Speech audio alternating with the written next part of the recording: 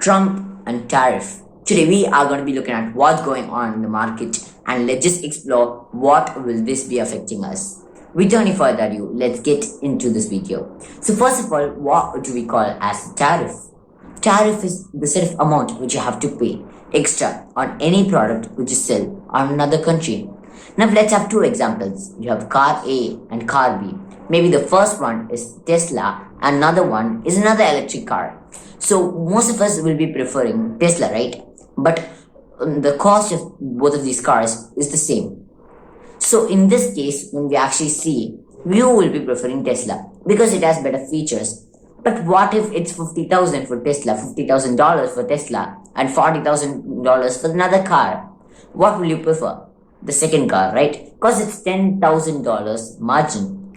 But imagine you have to buy a car, the same car, like $50,000 and $40,000. But this is without tariff. If you want to buy the car A or the car B, you have to be paying car B has to be paying about $10,000 as tariff, as a 25% tariff. So let me just put this into simple terms. So car A, that's Tesla, it's $50,000 and car B is this random car which is selling as $40,000. So because it's $10,000 high, you will not be preferring Tesla and you will be preferring the car B. But in this case, both the car are the same price. So you will be preferring Tesla. This is what Trump is trying to do. Because when you are actually increasing the rate of the car, you will be making the US cars will be getting a profit, they are the upper hand because they will be getting a lot of sales. Because you see, in this case, they are the same price, but the features are more in Tesla. So you'll be most of the people who are trying to buy an electric car in the US, they'll be getting Tesla. So that's exactly what Trump's trying to do. So he's just trying to balance the trade deficit. This is what we call the trade difference. What is this trade deficit or the trade difference? Because, or let's just put it into another example. You have this case, you have China, and the other case, you have the US. The US buys about $400 billion of worth products from China in 2020. But China is only buying $131 billion worth products from the US. And so in this case, you see that it's about $270 billion of trade margin, the trade gap. Yes, it's about $270 billion of trade margin. Because in this case, we see that China is buying only products worth $130 billion.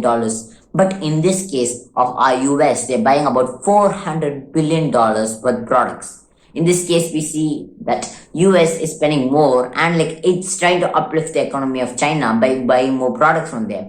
But China is not doing the same. It's not contributing much to the economy of the US. So in this case, we see that he is trying to put tariff on the product which he actually buys from China.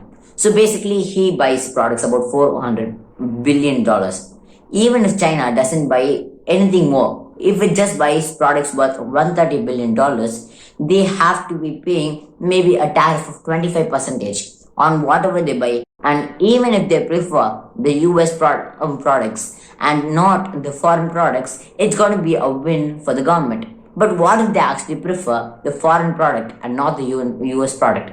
Still, it will be a win for the government because the 25% tariff which they are imposing will be a profit for the government. So when they actually take the amount, it is going to be working as a profit for them. And finally, they will also be getting a profit. So either case, it's a win-win situation for the US and it's a mastermind. But why are all of them calling it a bad idea?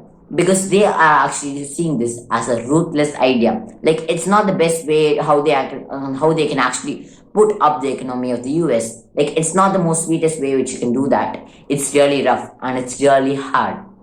Because it's totally playing around with the stock market, and as well as that, it's totally changing the economy of each and every country. Because he comes up with new tariff and new rules every single day, every single morning. Yeah, that's why it's totally volatile. The market is totally volatile, and other stuff, the economy of other countries are totally changing every single time. Some countries, some powerful countries are trying to impose reciprocal tariff.